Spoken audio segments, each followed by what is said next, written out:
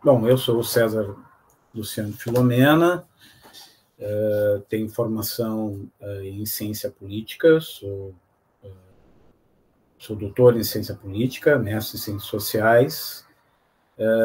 e graduado em ciências sociais também, com ênfase em ciência política pela Universidade Federal do Rio Grande do Sul, mas também tenho uma formação anterior em engenharia. Trabalho como docente, né, na Universidade Federal do Pampa, onde hoje estou vinculado ao mestrado de políticas públicas, e sou também auditor do Tribunal de Contas do Estado do Rio Grande do Sul, que é a minha carreira de Estado,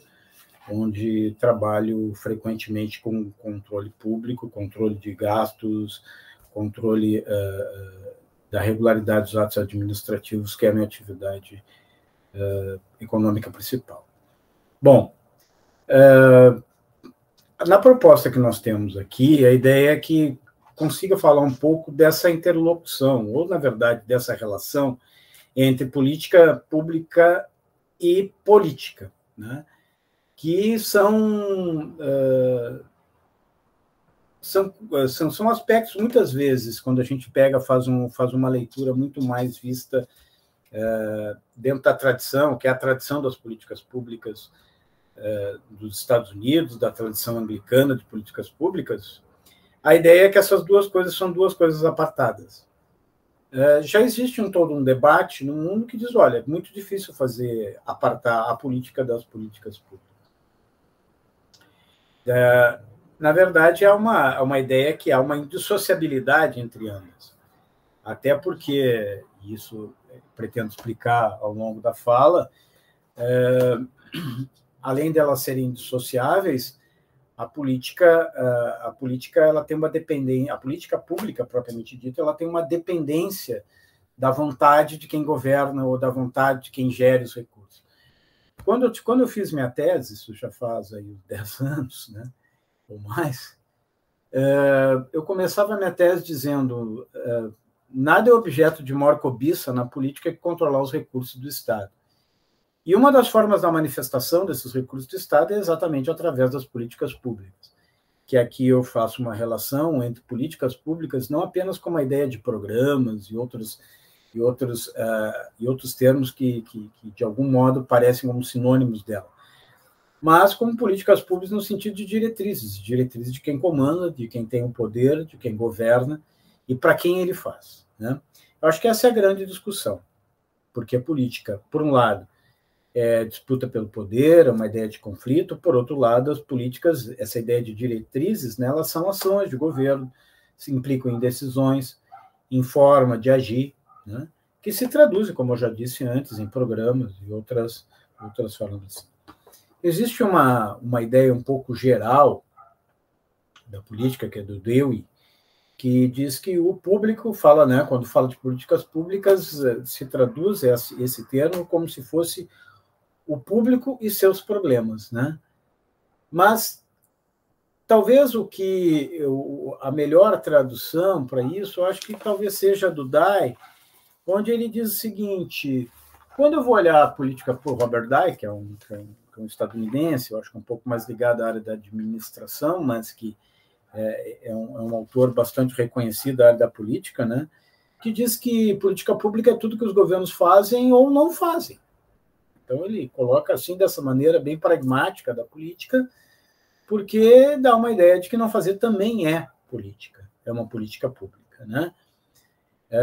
E o que fazem, né? Então, ele vai sempre perguntar o que fazem os governos, por que fazem, e qual o efeito, né, que tem essa execução.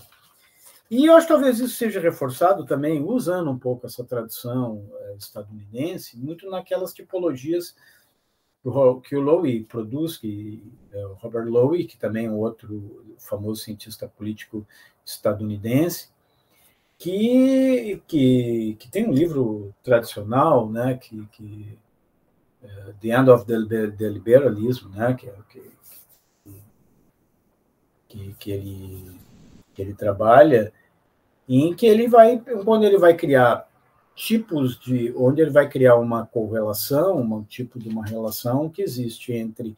o tipo da política pública, a coerção que ela pode gerar e o impacto político que ela tem, né? O nível de conflito que ela consegue gerar. Então, ele vai relacionando isso, cria uma tipologia de 4 tipos de política, né? Que são, e cujas principais, e talvez o que gere mais conflito, sejam as redistributivas, mas tem também as distributivas, as constituintes e as regulatórias, né? Então, ele vai trabalhando com esse tipo de, com essa modelagem, que é tipo como se fosse um tipo ideal de política. Mas a gente trabalha então com essa visão do Lyndon, né, que é uma visão dominante dos Estados Unidos, né, sobre políticas públicas, e onde se diz assim, política é uma coisa e a técnica é outra. Eu acho que essa é a grande divisão e uma confusão que as pessoas fazem. Porque se por um lado a gente vai fazer análise de política pública e vai procurar nessa análise de política pública como é que se define os problemas, a questão da agenda, como é que se formula as políticas, né, o que faz com que as decisões sejam tomadas, né, como se implementa e até como se avalia, né, onde são aspectos heurísticos que a gente chama, aspectos de descoberta do que é política. Por outro lado, existe uma ideia de que existe uma supremacia técnica que permite que essas coisas sejam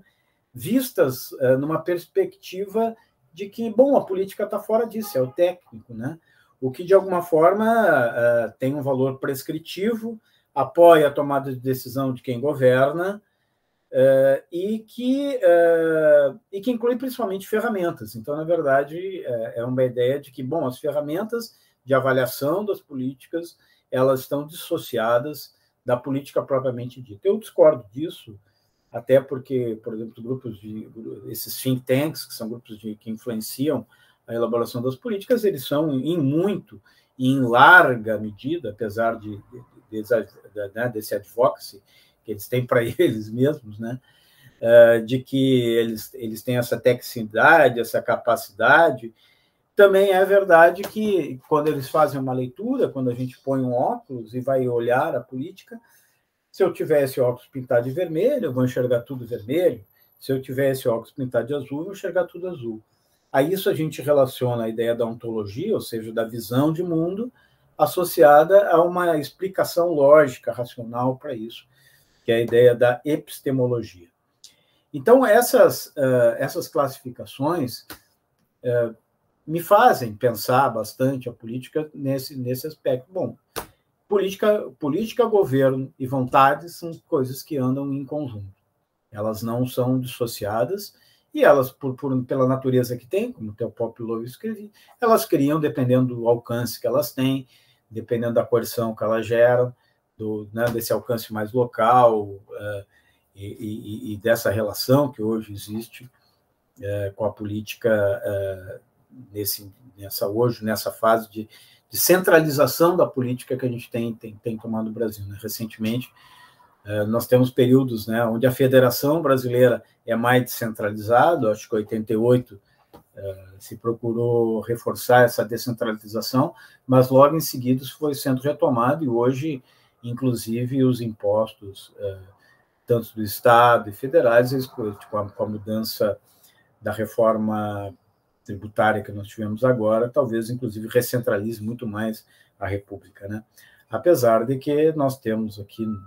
essa ideia de que no Brasil a gente tem que pensar, inclusive, eu acho que uma classificação mais própria da política, inclusive tentando criar uma taxonomia, uma classificação mais própria nossa, uma denominação mais própria para o que a gente chama dessas políticas públicas, no sentido de conseguir criar uma classificação que permeie essa ideia dessa transversalidade, essa verticalidade e transversalidade que as políticas têm e que são importantes de serem analisadas. Bom, eu acho que isso tem feito parte, de forma significativa, das pesquisas que eu tenho feito, onde eu digo, bom, como eu disse lá no início, né, como estava isso lá no início da minha tese, eu dizia, olha, o mais importante, o maior objeto, maior cobiça é controlar os recursos do Estado. E existe um instrumento importante que a gente utiliza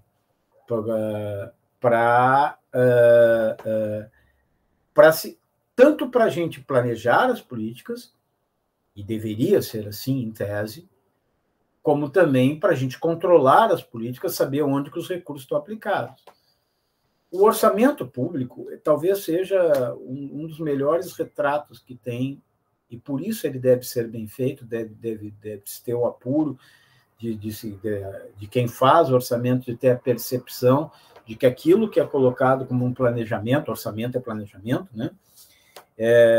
Ele permite que para o analista, como nós fazemos, para fazer boas prescrições de que lado está o governo, para quem ele governa, quais suas preferências, aonde acaba aplicando mais recursos, aonde ele designa mais recursos. Porque recurso não é só dinheiro, às vezes é pessoal, às vezes são recursos materiais de ordem de capital, quer dizer, são coisas que são importantes. Por isso a importância dessa compreensão do orçamento como um importante prescritor de como são os governos, de como são suas políticas e para quem eles governam. Existe essa relação direta daquilo que é a política pública e do que é a política. E o orçamento tem um papel importante na compreensão de para onde vão os recursos, como eles são destinados, quais as preferências daqueles que têm a capacidade de escolher, que são os agentes dessas escolhas, para onde esses recursos são designados. O orçamento é fundamental, então, para isso. O orçamento que é uma peça de planejamento essencial. Todo mundo, né, deveria saber disso, seja pela lei de responsabilidade fiscal, seja pela lei da contabilidade, seja pela própria Constituição, que nós temos níveis de planejamento que são de médio, de longo, médio e curto prazo. Por isso que a gente tem lá as leis, né, quando a gente vai falar, né, do plano plurianual, que é uma lei que é aprovada, o governo coloca lá suas diretrizes, né, daquilo para onde ele vai fazer a aplicação de recursos, quais as políticas públicas que serão beneficiadas ou privilegiadas, a forma com a qual ele vai fazer a atenção dessas necessidades, depois traduzida em diretrizes de orçamento, que é a lei de diretrizes orçamentárias, aprovada anualmente também lá no mês, eu acho que, se eu não me engano, no mês de maio,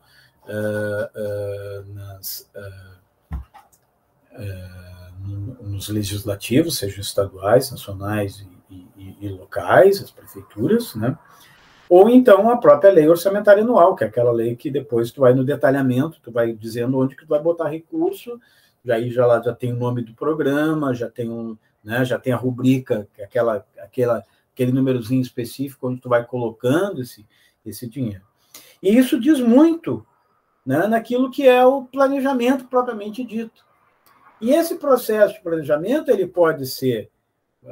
feito para quem elabora tanto o orçamento como essa própria política, ele pode ser feito de uma forma de cima para baixo, né, daqueles que são os especialistas na política, que a gente chama de top-down, né, policy makers, né, porque dentro dessa tradição estadunidense existe a politics, né, que é a disputa, né, e existe a policy, que é o que a gente comumente chama aí dessas diretrizes, que são as políticas públicas, né, que é esse lado, em tese, de ação, de decisão, de programa. Bom, então a gente aqui, dentro dessa classificação, que é o orçamento importa, do ponto de vista do plano plurianual, da lei de diretrizes orçamentárias, da lei orçamentária anual, a questão é que a gente tem que incentivar que o processo de elaboração desses orçamentos ele seja um processo, de fato, elaborativo, onde tu tem a capacidade de entender onde, de fato, tu quer chegar. Porque o grande problema que tem aqui é o seguinte: o orçamento acaba sendo uma obrigação. Aquela peça que tu tem que mandar lá para tua Câmara de Vereadores, aquela peça que tu tem que mandar para a Assembleia Legislativa,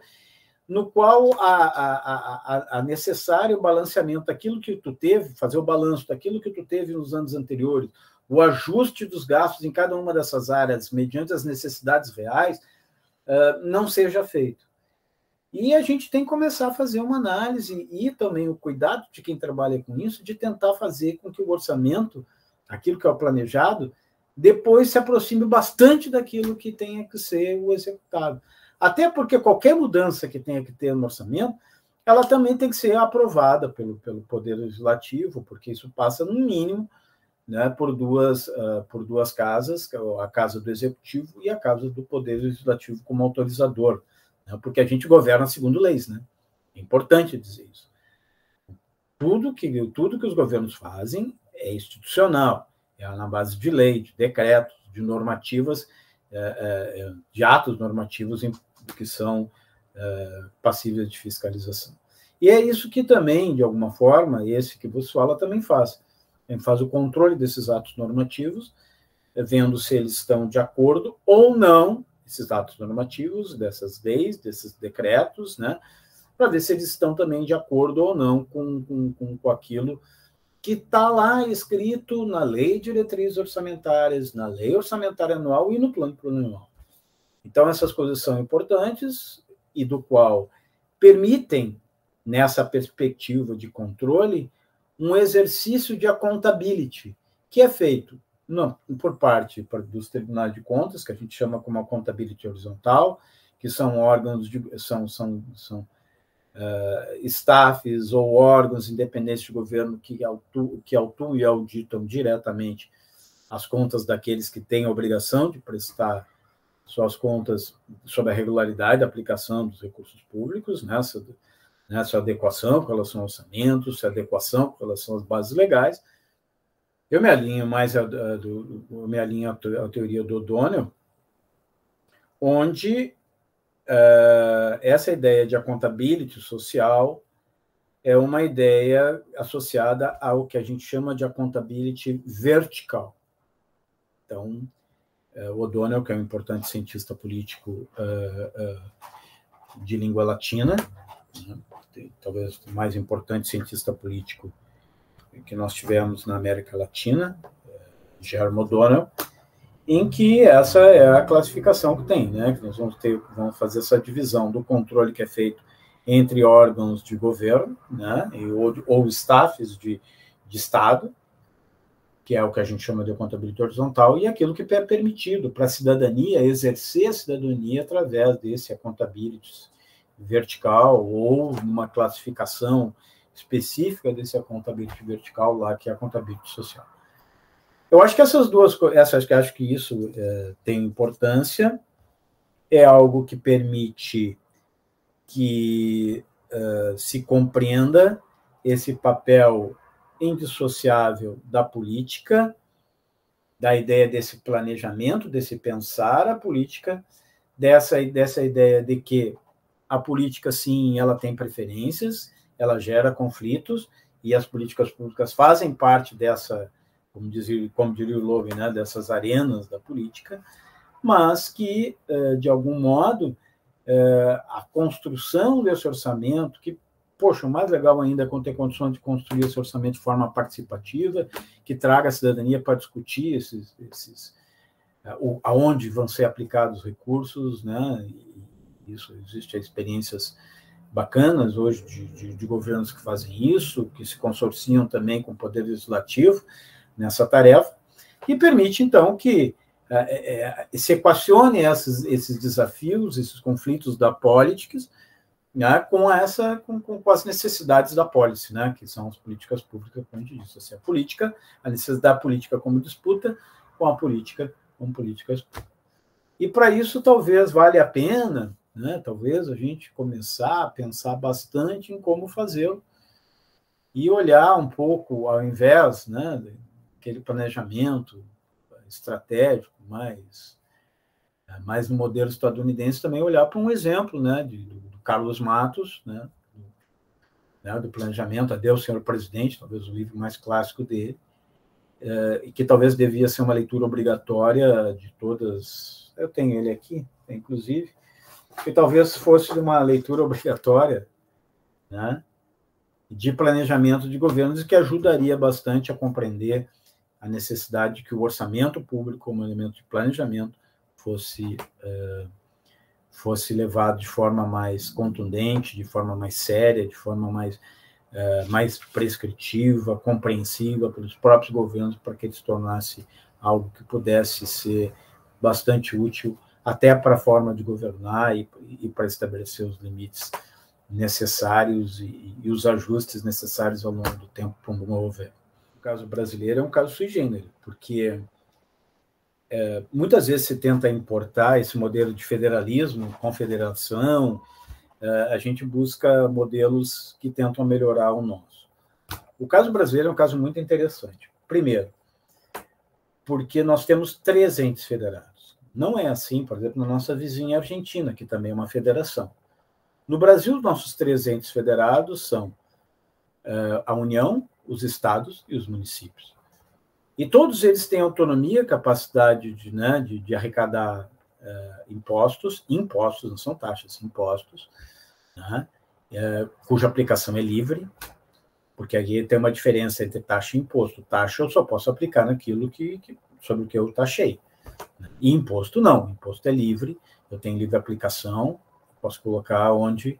é devido. Isso é uma classificação importante. Tanto municípios como estados e o governo federal, eles arrecadam impostos próprios. Apesar de agora a gente ter feito essa mudança, que foi a recente alteração constitucional da reforma tributária, que ainda não está regulamentada, né? Mas que instituiu o imposto de valor agregado, que vai substituir o ISS, né, o imposto sobre serviços, o imposto, no caso do município, vai substituir o ICMS, né, sobre circulação de mercadorias, que é do Estado, e o imposto sobre produção industrial, que é o IPI, que é do governo federal. Essas coisas elas vão ser, né,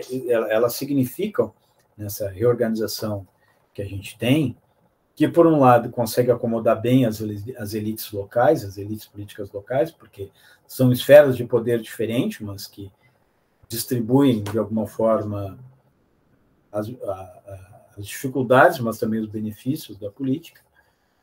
Agora, a gente também passa por uma relação federalista que sempre a gente tem no Brasil, né, essa ideia, né, que às vezes a gente tem mais descentralização em relação ao governo central e às vezes maior centralidade, né? Então, os recursos, e isso tem uma relação direta com o fluxo de recursos. Quando o governo federal concentra mais os recursos, menos liberdade tem os municípios para poder aplicar e fazerem suas próprias políticas, né? Acho que isso é uma discussão que a gente tem que ter e que, nesse momento, no Brasil, parece que a gente está vivendo um momento de recentralização da República. No caso brasileiro, por exemplo, só para esclarecer essa diferença, mais uma vez esclarecer essa diferença que existe, no Brasil são 3 entes federados, na nossa visita à Argentina são só 2. É a República, né, o governo central da República Argentina e os governos das províncias, né, que atendem a esse requisito de serem entes federados. No Brasil, 3 entes federados, na Argentina, 2 entes federados. Nos Estados Unidos, 2 entes federados. São os estados e a união dos estados, que são os Estados Unidos, né, que é o governo central. E aí, poucos são os casos no mundo, né, que a gente tem federações. E muitas vezes as tem por outras questões que não são as nossas, né? Então, não são questões históricas como as que envolvem nós, Argentina, Estados Unidos, México, né, são diferentes. Mas, fundamentalmente, essa é a característica. Governos, existe um fluxo de poder e de recursos que vem desde o governo central até os governos locais, ou regionais, que é o caso das províncias e dos estados. Mas o que caracteriza fundamentalmente essa ideia de ser ente federado, e no Brasil são 3 entes federados, União, estados e municípios, é a capacidade deles arrecadarem impostos, onde os impostos são de livre aplicação dos recursos que são lá obtidos, onde eles têm um poder legislativo, né, que fiscaliza também o poder executivo, né, e não são meras divisões administrativas, como acontece, inclusive, em grandes prefeituras que a gente jamais imaginaria, né, que não seriam que não seriam entes federados, como, por exemplo, a cidade de Nova York,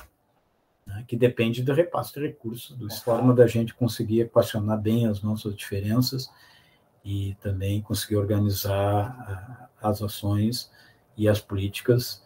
né, e sejam aquelas que têm um cunho nacional, que têm responsabilidades locais, regionais sobre elas, o SUS nesse caso, né, como também as políticas de educação, também adentram disso, o Fundo Nacional de Educação Básica vem nesse sentido, e que nos ajuda a compreender esse Estado tão complexo que é o Estado brasileiro, mas que tem a sua arquitetura, a sua engenharia institucional própria, que permite que a gente se mantenha unido, né, e continue sendo essa grande nação que é o Brasil.